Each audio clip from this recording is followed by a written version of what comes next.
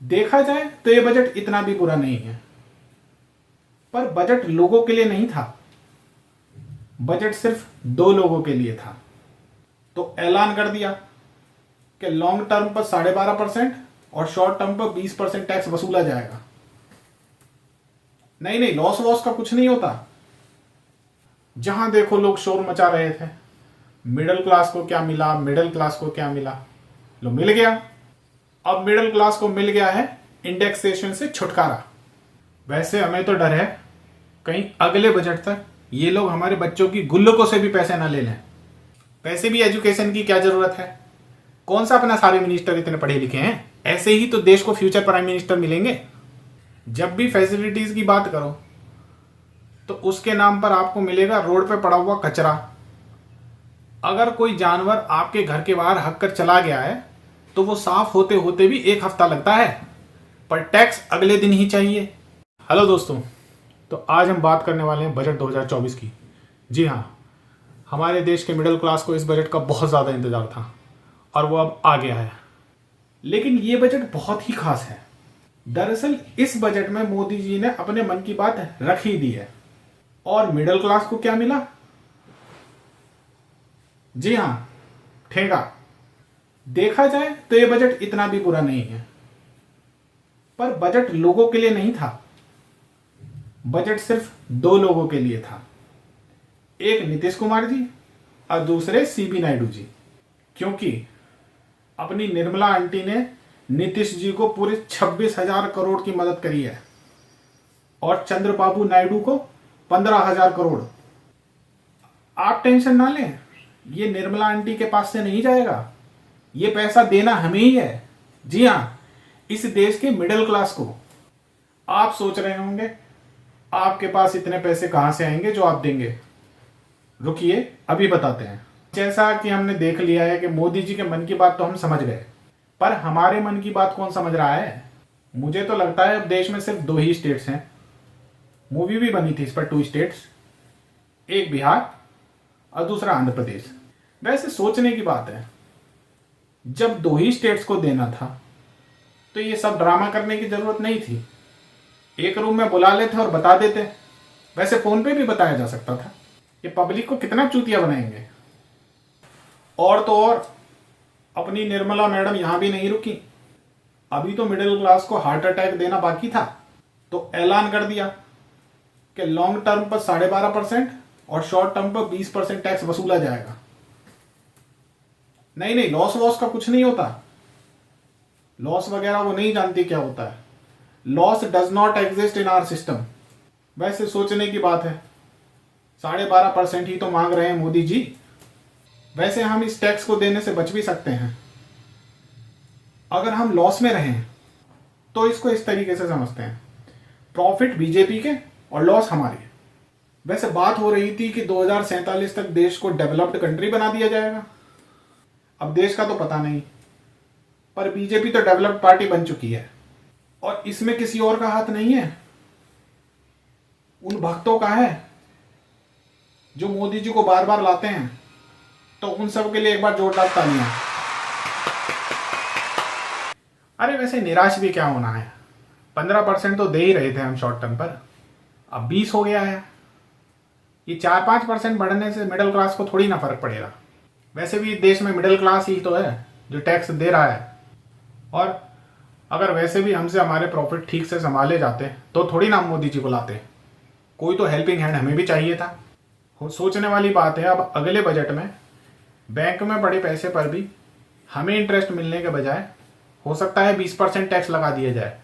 खैर, हमें इससे क्या, मोदी जी हैं तो मुमकिन है।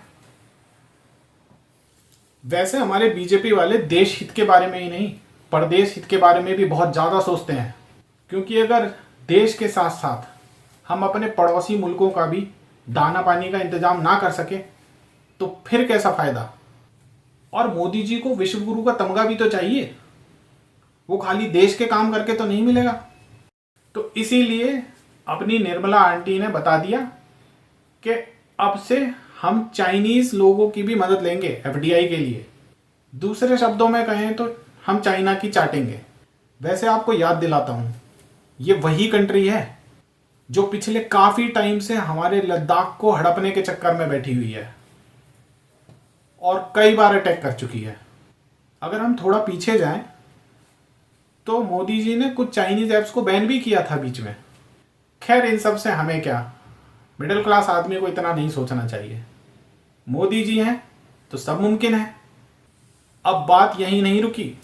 मोदी जी ने अपने भक्तजनों को बहुत सारे प्रसाद दिए। मिडिल क्लास का ख्याल मोदी जी नहीं रखेंगे तो और कौन रखेगा।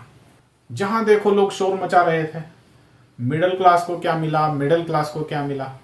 लो, मिल गया। अब मिडिल क्लास को मिल गया है इंडेक्सेशन से छुटकारा।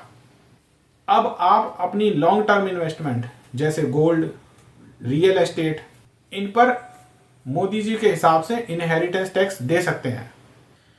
वैसे लोगों को नहीं पता कि इसमें फायदा है या नुकसान। तो चलिए समझते हैं इस वीडियो से।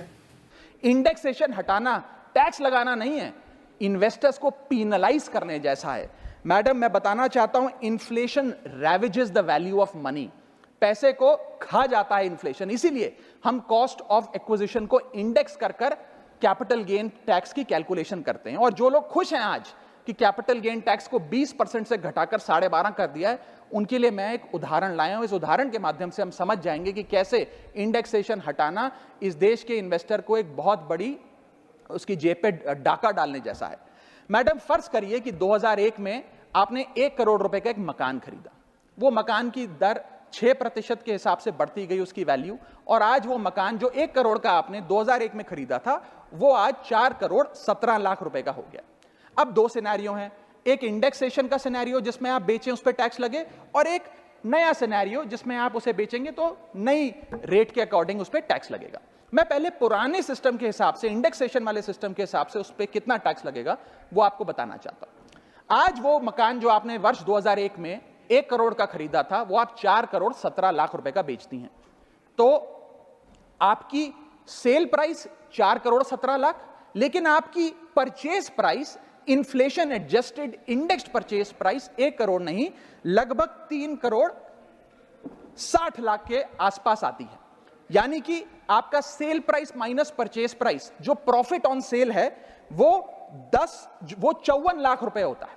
उस 54 लाख रुपए पर 20% के अकॉर्डिंग आप पे टैक्स लगता है। यानी कि इंडेक्सेशन वाले फॉर्मूले से आपको कुल टैक्स 10,80,000 रुपए देना पड़ता है। मैं राउंड ऑफ करके 11 लाख रुपए कहता हूं। लेकिन जो नई व्यवस्था है जिसमें इंडेक्सेशन आपसे छीन लिया गया है, उसमें sale price 4 crore 17 lakh, cost price 1 crore, मुनाफा 3 करोड़ 17 लाख, उस पर 12.5% टैक्स, यानी कि टैक्स कुल मिलाकर आपका बनता है 39,62,000। यानी कि नई व्यवस्था में वही 1 करोड़ का मकान अगर आप बेचेंगे आज 4 करोड़ 17 लाख का, तो आपको लगभग 40 लाख रुपए टैक्स देना पड़ेगा, और पुरानी व्यवस्था में आपको मात्र 11 लाख रुपए टैक्स देना पड़ेगा। यानी कि 40 माइनस 11 लगभग 29 लाख रुपए का एडिशनल टैक्स आपको देना पड़ेगा मात्र 1 करोड़ रुपए के प्लॉट की सेल पर। यह है इंडेक्सेशन का खेल। इसीलिए इंडेक्सेशन लॉन्ग टर्म कैपिटल देखा तो कितना प्रसाद मिला। जय मोदी जी। वैसे निर्मला आंटी ने भी सही कहा, अब कोई झमेला नहीं, सब सिंपलीफाइड है, मोटा मोटा टैक्स दो। वैसे दोस्तों, ये मनी की बात तो नहीं, पर मोटी लात जरूर है। वैसे सारी चीजें इतनी खराब भी नहीं है। इस सब टैक्स के आतंकवाद के बीच एक आशा की किरण भी दिखी। निर्मला मैडम ने एक छोटा सा लॉलीपॉप दिया है मिडिल क्लास को, स्टैंडर्ड डिडक्शन का।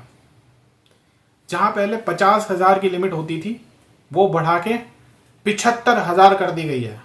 जी हाँ, और टैक्स स्लैब जो थी अपनी, उसमें भी कुछ 1-2 पैसे कम कर दिए गए हैं।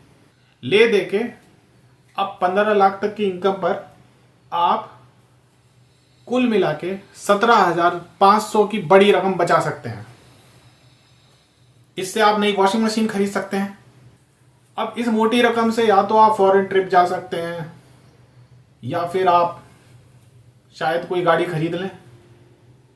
खैर, वो हमारी बीजेपी ही बता सकती है।